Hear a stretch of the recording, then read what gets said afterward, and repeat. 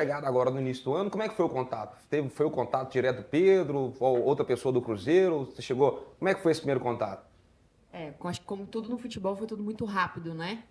Não sei se todos vocês sabem, mas eu tava morando no Rio Grande do Sul, já há quase 2 anos no Inter, à frente das Gurias Coloradas, que é o futebol feminino do Inter. E eu recebi uma ligação num domingo, né? Informando que haveria uma troca da gestão e que eu estava sendo indicada para poder fazer um processo seletivo, né? Uma conversa ali com o Pedrinho, para exatamente poder assumir essa função. Então foi tudo muito rápido. No domingo eu recebi uma ligação dos diretores do Cruzeiro, que já me conhece, a gente trabalhou muitos anos na América. Logo em seguida, um outro diretor também me procurou, querendo saber do meu interesse, do que eu pensava em relação ao futebol feminino, e me contextualizando o que tinha sido planejado para esse ano das Cabulosas. E aí, logo depois, o Pedrinho me ligou na segunda-feira. Foi um momento, né, um pouco, vamos dizer, conturbado, né, do departamento entender quem que viria, quem queria assumir. E aí eu acho que ele, prontamente e com muita responsabilidade, ele entendeu esse momento, ele teve uma palavra com as atletas e com a comissão técnica, ele foi até o treino no dia seguinte e conversou com elas. E aí, logo depois, a gente conversou durante o dia, na segunda-feira já. Mas aí, claro, eu tinha também o meu cuidado com o clube que eu estava, que era o Inter, né, com muito respeito a eles, e eu precisei fazer esse período, vamos dizer assim, de transição, né, de sair e entregar o que ainda estava em andamento lá no Inter, para poder combinar a minha vinda para cá. E aí, logo depois, foi só ajustar a data e acertar os detalhes para a chegada. Agora, uma coisa engraçada, né? Até por curiosidade, aí eu vou abrir espaço aqui para a Duda, para o Pedro me perguntar. A Luísa falou assim, não, a gente passei por um processo seletivo, né? A gente, quando vai... Nós... Meros mortais. Mortais. Vai passar por processo seletivo, tem aquelas perguntas, né? Se você fosse um gato,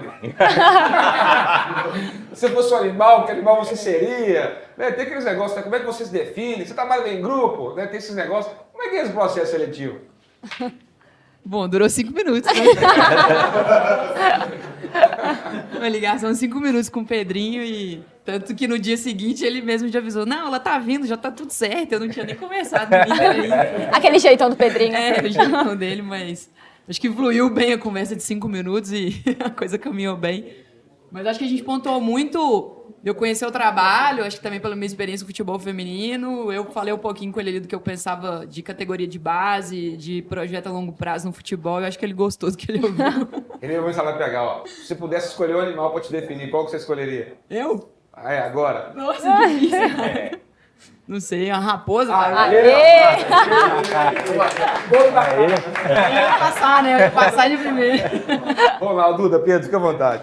Assim, Luísa, que o Diogo falou muito bem dessa questão do Cruzeiro. Eu até gosto de ressaltar porque o time feminino do Cruzeiro, o Pedrinho, é sempre de cima para baixo. Então, a diretoria tem um apoio muito grande. Não é só as atletas, a comissão que estão ali lutando, buscando espaço. Então, o Pedrinho abraçou muito bem essa questão do feminino e você já ressaltou sobre a base. Eu escutei sua coletiva, você falou da questão da autonomia. Você fez um projeto espetacular no América quando se trata de base.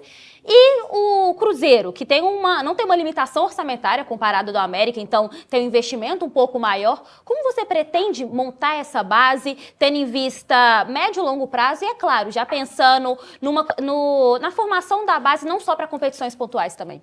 Acho que o mais importante quando a gente fala de categoria de base é entender que é um projeto a longo prazo. Sim. Né? A gente não pode cobrar de algo que é um processo de formação um resultado imediato. Então, a ideia, e isso acho que foi de uma maneira mais objetiva que eu tentei levar para ele a ideia, é a gente pensar que daqui a alguns anos a gente vai ter atleta sendo formada para estar no profissional. Hoje, o futebol feminino ele tem entrado num mercado já inflacionado de negociação de atletas, de contratações. A gente ainda é restrito um pouco o mercado de aquisições, de venda e compra, mas são salários e premiações que estão chegando em números mais altos, então os clubes precisam se preparar para isso. E aí foi quando eu disse para ele, eu acho que o caminho nesse sentido é a gente trabalhar no processo de formação para a gente estar desonerando. E não é só o lado financeiro, é a gente ter atletas com a identidade do clube. Né? Atletas que vão sair hoje já formadas e entendendo qual que é a identidade do Cruzeiro.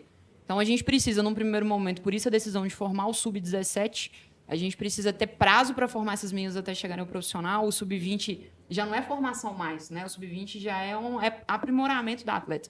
Então, a gente tem esse prazo da Sub-17 até o profissional para formar. Acho que, num primeiro momento, este ano, a gente não trabalhar com resultado de títulos, não é isso que a gente pretende. E aí, se acontecer, como aconteceu ano passado, né? A gente tem que falar isso. Ano passado o Cruzeiro montou para o Mineiro Sub-17 e foi campeão. Né? Essa foi a ideia inicial.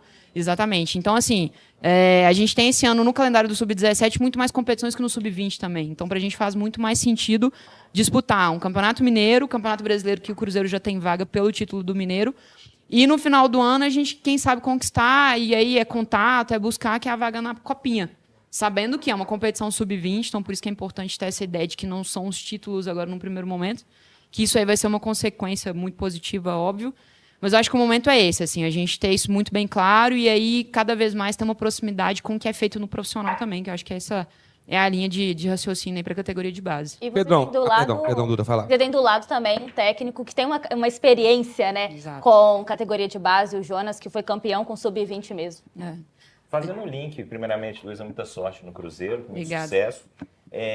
A Duda já começou até a falar do Jonas, que é um técnico que está a longo prazo aqui no Cruzeiro. E esse ano o calendário do feminino também, tendo alterações, como foi no masculino. Como é que está sendo esse planejamento para esse calendário mais extenso, também com o Libertadores? A primeira vez que o Cruzeiro vai disputar, esse calendário também que é complexo, porque começa mais cedo. Para o feminino tem tanto impacto como no masculino, vocês estão percebendo isso? Não, porque a gente ainda está no momento do futebol feminino que o calendário é curto, né? Se a gente parar para pensar hoje, uma equipe que chega às finais, ela disputa cerca de 40 partidas no ano.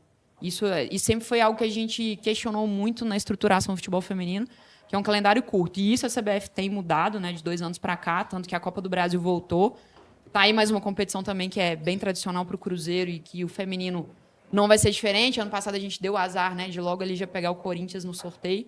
Então, esse ano já tem um formato um pouco diferente, então para a gente já entra com essa pretensão de chegar ali nas finais.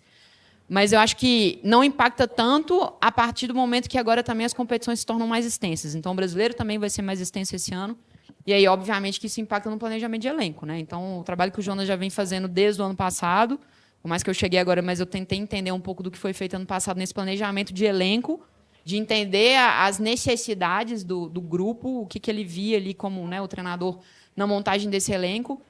Mas hoje mesmo a gente conversou, a gente já tem que estar pensando para frente, então a gente tem que estar atento agora na janela do meio do ano, até porque ela antecede a Libertadores, então se a gente vê alguma brecha, a gente precisa ir forte nessa janela também. E, como eu disse, a gente saber, o Cruzeiro, as cabulosas sabem que todas as competições que elas vão entrar agora, a gente tem essa responsabilidade, essa cobrança por resultado também.